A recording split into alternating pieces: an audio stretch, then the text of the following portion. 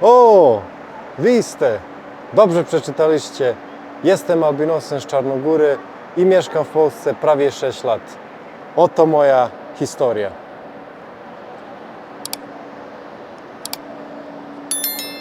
Spokojnie, spokojnie. Nie obrażę się, jeśli mi nie uwierzycie. Już się na to przyzwyczaiłem. Ten film powstał wyłącznie w celach edukacyjnych. Nie szukam żadnego współczucia, ale może będzie dla Was ciekawe słyszeć, jak to jest być osobą, która nie pasuje do stereotypów. Moje życie wyglądało prawie zupełnie normalnie. Wiele osób nawet nie wiedziało, że jestem albinosem, a niektórzy twierdzą, że farbuję włosy. A Wy? Czy Wy wiedzieliście, że jestem albinosem? Myśląc o albinosie, większość ludzi wyobraża sobie czarnoskórego człowieka pozbawionego melaniny, jak na przykład córkę Martyny Wojciechowskiej. Jednak albinizm to spektrum. Istnieje 7 typów albinizmu, a mój to prawdopodobnie albinizm ocznoskórny typu 2. W Europie występuje on około 1 na 38 tysięcy osób, natomiast w Afryce nawet u 1 na 3900. To właśnie dlatego mam nietypowy wygląd, bo mój organizm wytwarza jednak pewną ilość melaniny. Albinizm to choroba genetyczna, której nosicielami genu recesywnego muszą być oboje rodzice. Podobno dziadek mojego dziadka był całkowicie biały, ale niestety nie mogę potwierdzić tej informacji. Zacznijmy od oczywistych oczywistości.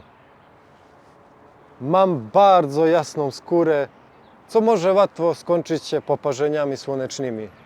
Ale spokojnie, nie jestem wampirem, mogę jakoś żyć na słońcu. Czasami w Polsce chodzę na dworze bez żadnego filtra przeciwsłonecznego i jakoś żyję. Mam też jasno-niebieskie oczy, ale niestety mam również oczopląs i astygmatyzm, co powoduje, że jest mi ciężko skupić wzrok, a oczy mi latają, zwłaszcza gdy się denerwuję. Ale nie wszystko jest takie złe. Moja wada wzroku jest duża, ale nie jest aż tak duża, żeby mi psuła życie. Gdybym nie musiał codziennie czytać lub skupiać się na szczegółach, to mógłbym żyć bez okularów.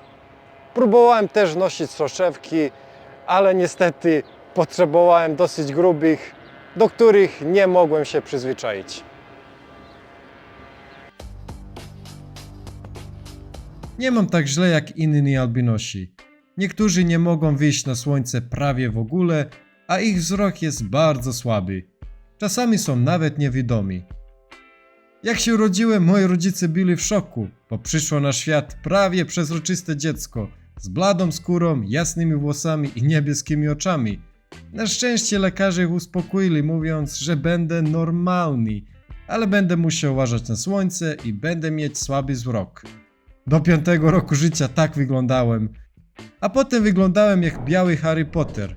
Przynajmniej tak twierdzili ludzie, których spotykałem, a te wielkie okulary zdecydowanie nie pomagały. Pochodzę z Baru, miasta nadmorskiego, gdzie ludzie jeżdżą na wakacje. Tak jak już kiedyś wspominałem, jako dziecko nauczyłem się niemieckiego, więc kiedy spotykałem turystów z Niemiec, mówiłem do nich w ich języku. Czarnogórcy, słysząc, że mówię po niemiecku i widząc, że jestem blondynem, myśleli, że jestem obcokrajowcem. Często musiałem udowadniać, że jestem czarnogórcem. Niektórzy nawet byli zdziwieni, słysząc, że mówię perfekcyjnie po naszku. Moi rówieśnicy oczywiście mi dokuczali, bo byłem po prostu inny. A na dodatek ja wszystko brałem na poważnie, a dzieci jak to dzieci czasami są bardzo okrutne i bez hamulców. Na szczęście moja rodzina mi dużo pomogła, a ja na dodatek miałem wiele zainteresowań, więc jakoś z tym poradziłem. A z czasem zaakceptowałem swój wygląd. Wyglądałem, a i nadal wyglądam zupełnie inaczej niż przeciętny czarnogórzec. Po prostu od razu wszędzie byłem rozpoznawalny.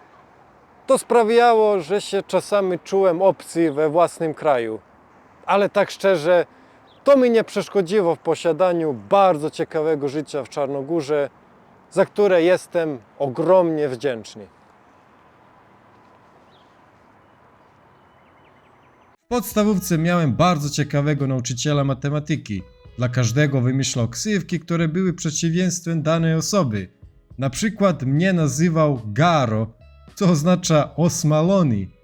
Koleżanki z ciemnymi włosami i skórą nazywał blondynka, a ogólnie 12-letnich chłopców wąsaci. Na początku wszyscy byli oburzeni, ale z czasem zaczęło nas to bawić. Na pewno trochę pomogło to w dojrzewaniu. Czy muszę robić coś specjalnego? No nie. Muszę nosić okulary i chronić swoją skórę przed słońcem. Jeśli nie muszę, to nie wychodzę między 10 a 15 latem. A jeśli muszę, no to zawsze szukam cienia. Na plaży idę przed 10 lub po 15 i zawsze się smaruję kremem z filtrem 50. Bo jeśli tego nie zrobię, no bo po 1 godzinie będę wyglądał jak rak. Kilka razy mi się to zdarzyło w życiu i naprawdę tego nie chcę powtarzać. Jeśli przestrzegam wszystkich zasad ochrony, to mogę dla Was nagrywać w barze o 13 latem. W dzisiejszych czasach to już nie jest aż tak dziwne. Wiemy, że promienie UV są szkodliwe i wiele osób też chroni swoją skórę przed słońcem. Moja dziewczyna robi dokładnie to samo, co ja. Jedyne, co mi naprawdę przeszkadza, to to, że mam zbyt słaby wzrok, żeby prowadzić samochód. Niestety oczopląs mnie dyskwalifikuje. Wiem, że jest to trudno uwierzyć, ale jako dziecko byłem pasjonatem samochodów. Miałem ogromną kolekcję samochodzików Burago, a z dziecięcej ciekawości rozbierałem je na części. Więc dzisiaj nie został mi prawie żaden.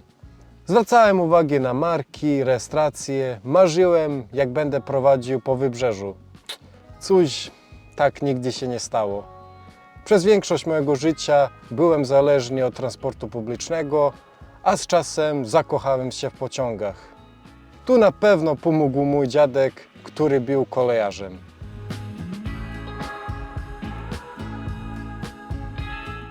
O! Podoba Wam się ten filmik? Zasubskrybujcie po więcej takiej treści. Na pewno zastanawiacie się, jak to jest być albinosem tutaj w Polsce. Szczerze, czuję się tutaj całkiem fajnie. Oczywiście nadal mnie można łatwo rozpoznać w tłumie, ale mój wygląd nie jest aż tak wyjątkowy.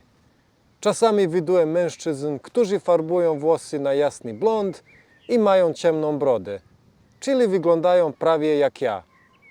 W Polsce jest dużo ludzi o różnych typach urody, więc tak naprawdę nikt nie zwraca uwagi na osobę z jasnymi włosami i bladą skórą. I tak, moi drodzy, życie z moim typem albinizmu nie jest takie złe. A w Polsce jest nawet łatwiej, bo nie ma tyle słońca jak w Czarnogórze. Jedynie co żałuję to to, że nie mogę prowadzić samochodu, ale za to mam pociągi. Jeżeli macie jeszcze jakieś pytania, na które nie odpowiedziałem w tym filmiku, to napiszcie w komentarzach. Widzimy się, pozdrawiam!